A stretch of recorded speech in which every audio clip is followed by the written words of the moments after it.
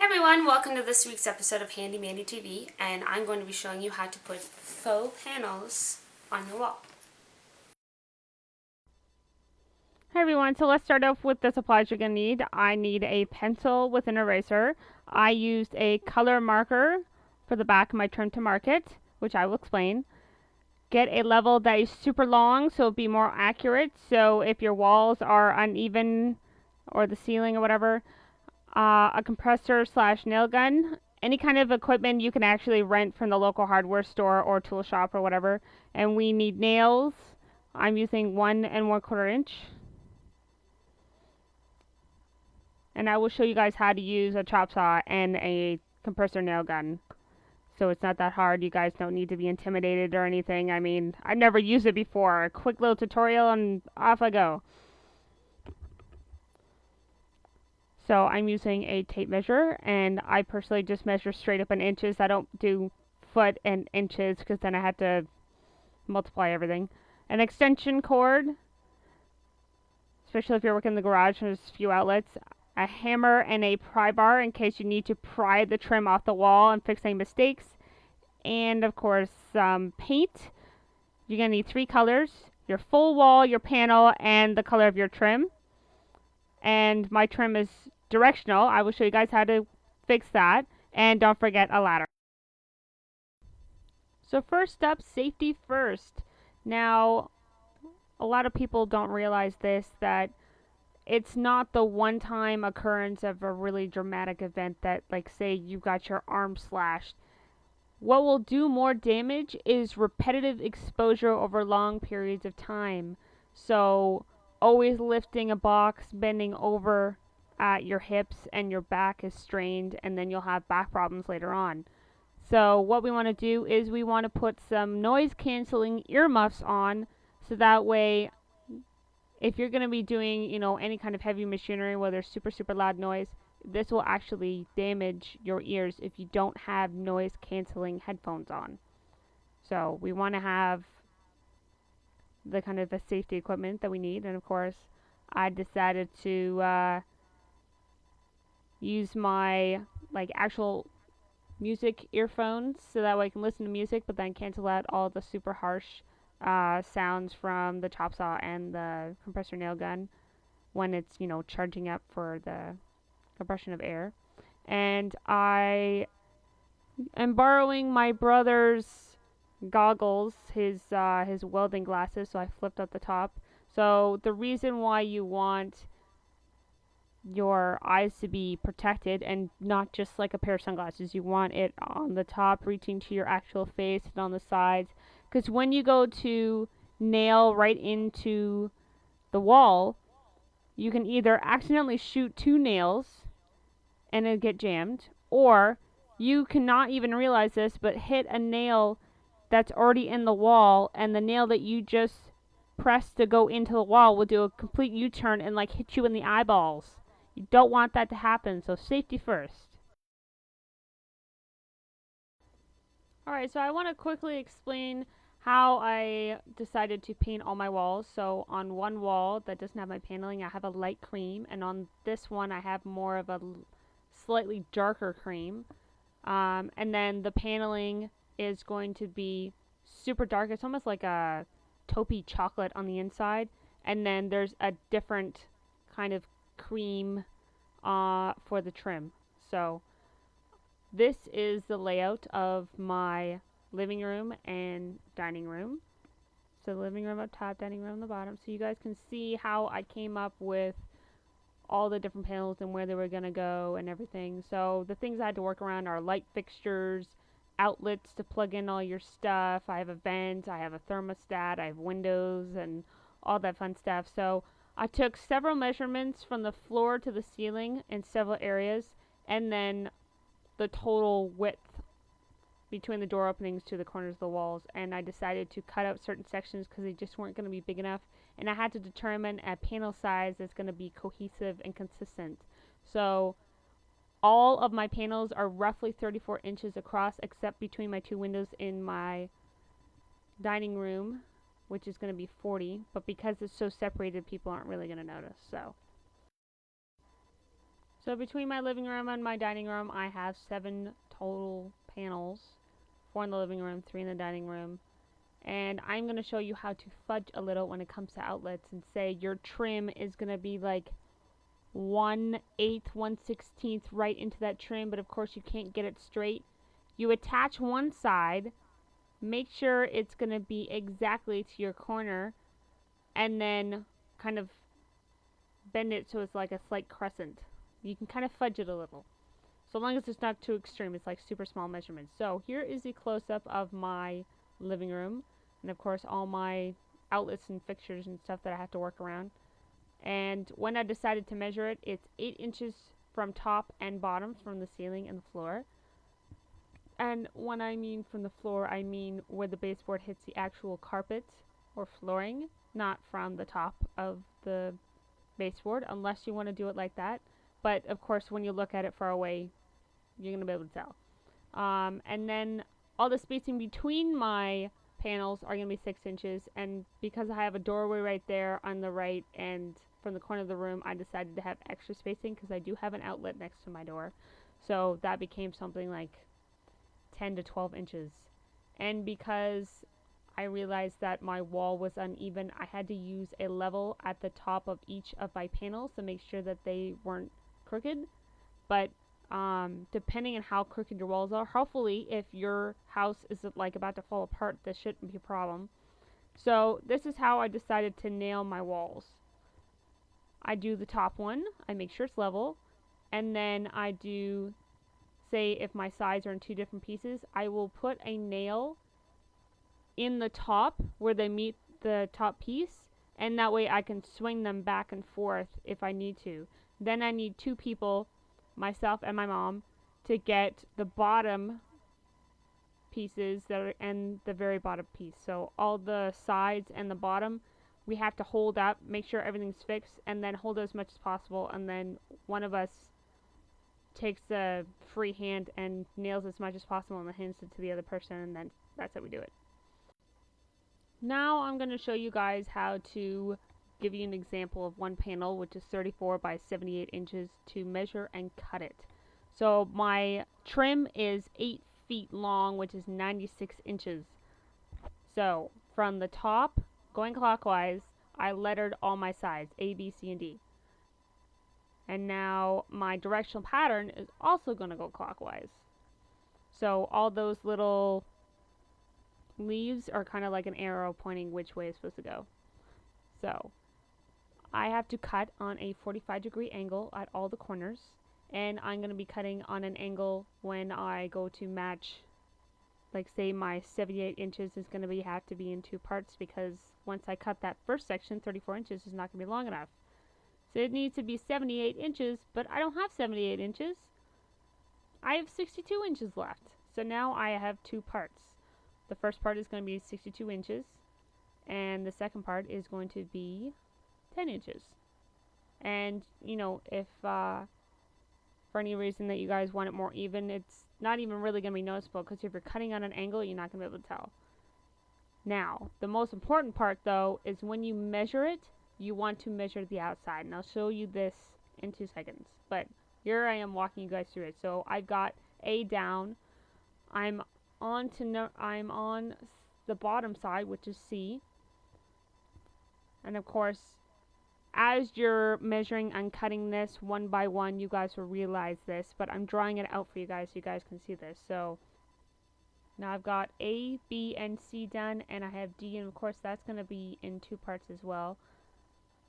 So the bottom part is going to be 26 inches, and actually 52 inches, and then it's going to be 26 inches on that third piece of trim. So I've gone and used 2.5 pieces of trim. And now I'm going to show you guys what I mean by measuring the outside, not the inside. So when you guys draw your square on your wall, your trim is going to go inside that square. So when you go to measure it, measure the outside corners. And of course, if it's one piece, it's super, super easy. But when you have it in 2 small pieces, not as much. So this is what I mean by I'm going to mark it. So my top, I'm going to have 1 dash. My bottom, I'm going to have 2.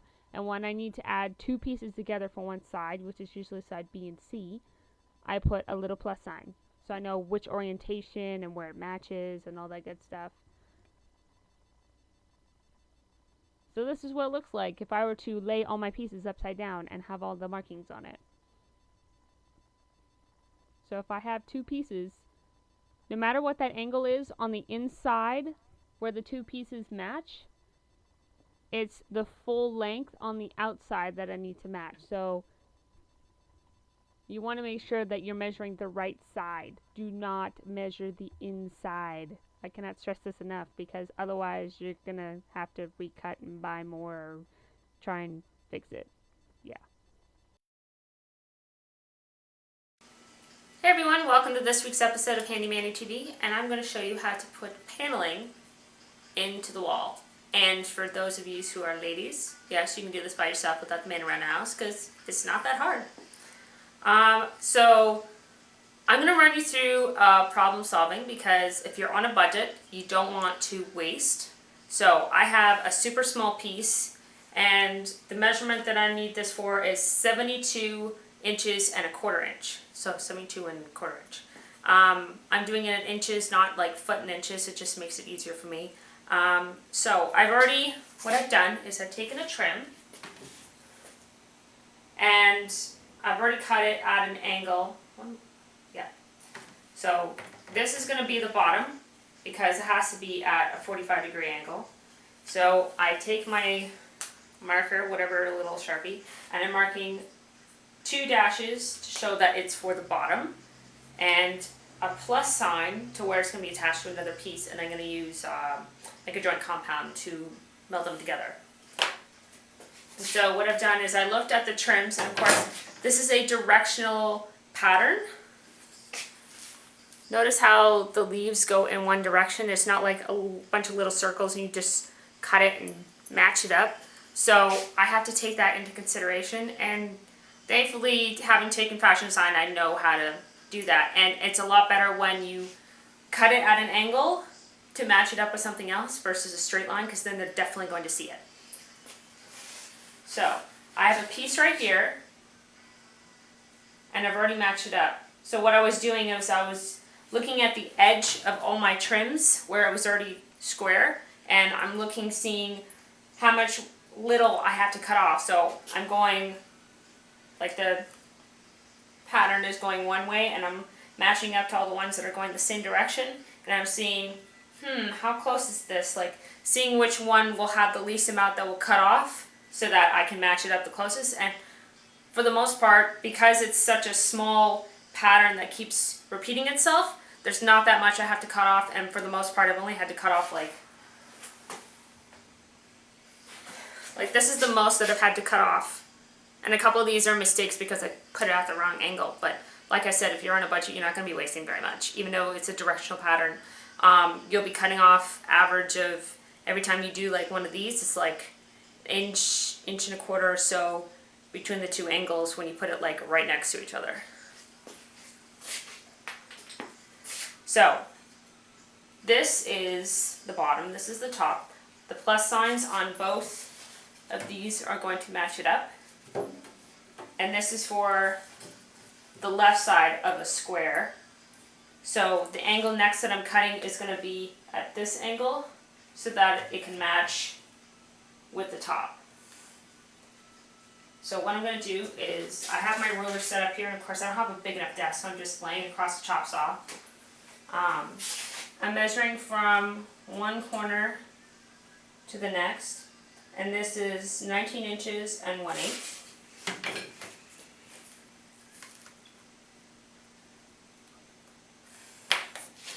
And now I'm going to use the calculator on my phone.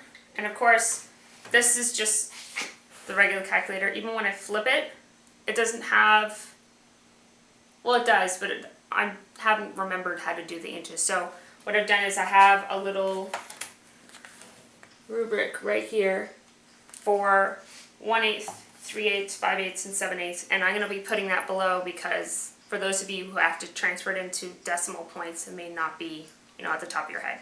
So then you can have that for reference. So my total for the left side is 72 inches and a quarter, so 72.25 minus the small piece that I've already measured, which is 19 point, it's 1/8, but it's actually 125, and it's going to come out to 53 inches and 1/8.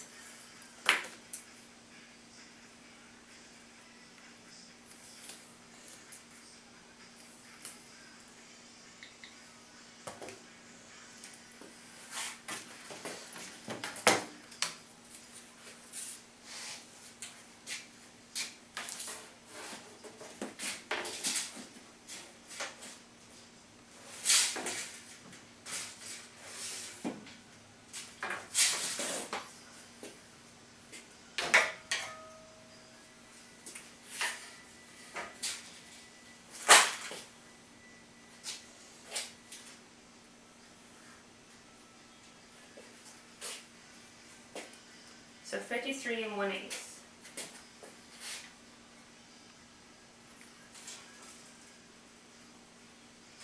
Now that I've marked it on one of the sides, my pattern is actually going,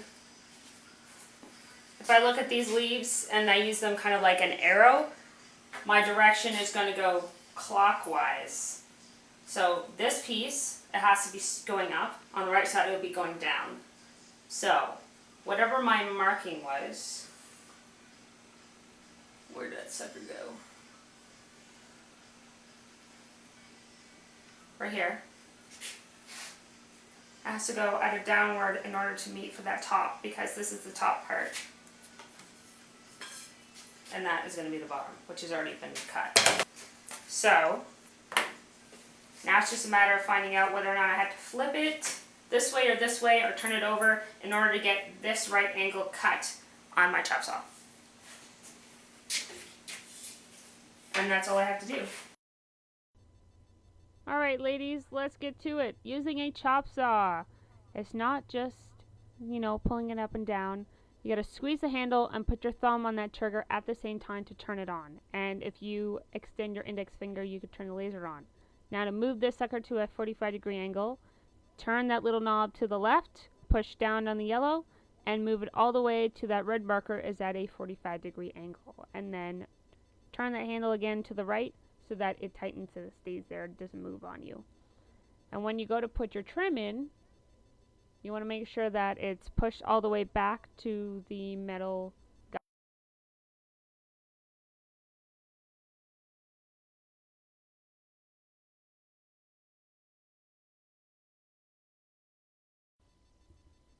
So the laser works really well for super large pieces, but for the trim, I didn't find that I needed it, but if you want to turn it on, that's fine.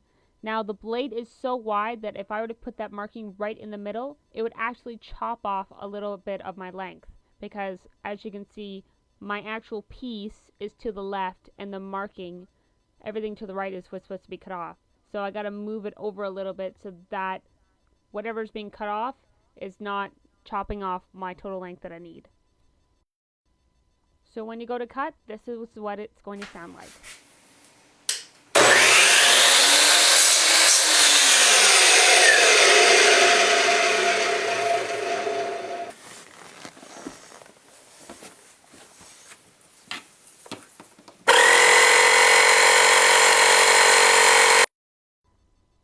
And that's what the nail gun compressor is going to sound like too. So don't get intimidated by all these loud noises. The pressure needs to be between 80 and 100, and when it gets plugged in, it will charge itself to the right pressure. So here's the actual gun.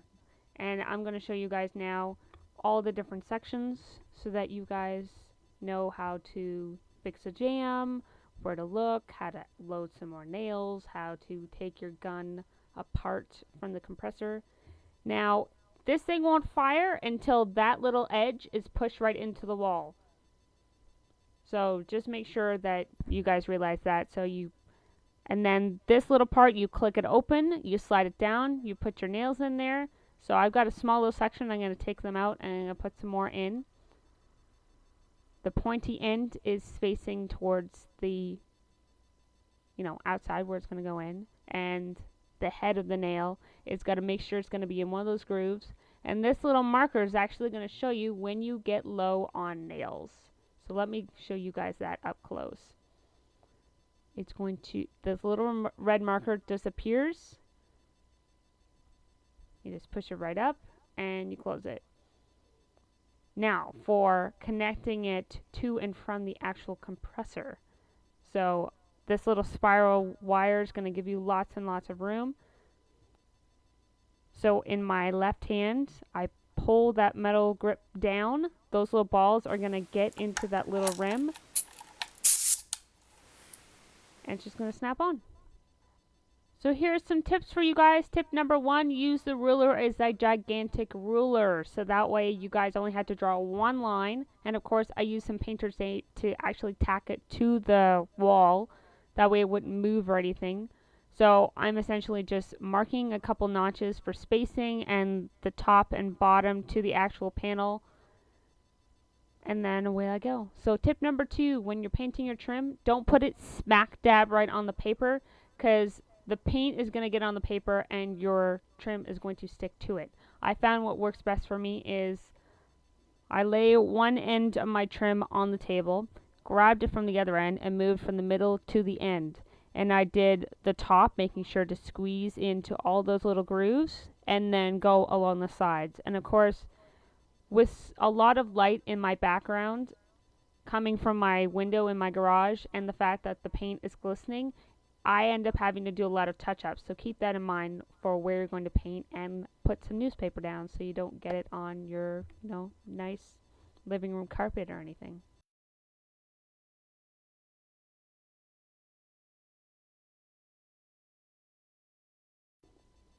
Tip number 3, cleaning up your edges. When you're cutting with the chop saw, it may leave some jagged little edges on your trim because of the wood grain. So I just took a pair of scissors and I just, cleaned it up.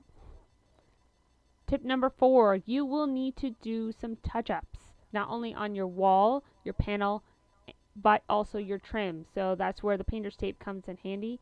And be careful too when you're peeling it off, because sometimes it'll actually take off some of the paint depending on how dry or wet it is. Tip number 5, fixing mistakes. So if you use your nail gun and you accidentally went off the line or whatever, you can take your pry bar, your hammer, slightly tap it, and just push it back to kind of pry it up. And this, I believe, is called a wench. I can't remember. All I know is I put it in there, I take the hammer from the back end and I hammer the nail back through, and I take a so now your trim hasn't gone to waste, so that trim can actually just be put back on the wall, and make sure this time to not make a mistake. So you don't have to, chuck it and start from scratch. You can just fill in the hole with some joint compound or just paint over it, paint over the nails. And this is what the finished product looks like. So this is what full paneling looks like, and of course we set up some of our living room furniture so you guys can know, ooh, it's fancy. So I hope you guys liked this. We're doing some other renovations and stuff around the house, and if you guys have any requests or questions or anything like that, I'd love to hear from you guys, and I hope to see you guys next time. Bye.